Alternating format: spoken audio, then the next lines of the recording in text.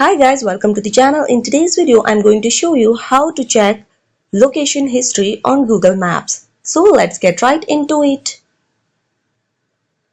First of all, we have to go on Google Maps.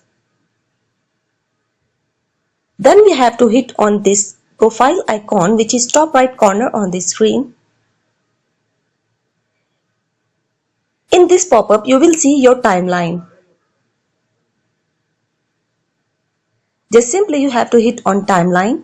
By the help of this arrow which is beside the today, here you have to hit on this arrow. Once you will hit on that arrow, you will see calendar over the screen. Just simply you have to hit on any of date.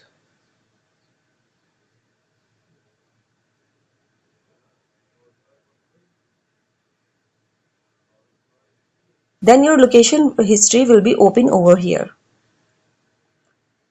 So that's it guys. How to check location history on Google Maps. If this video helped you out, give it a like and subscribe. See you guys in the next one.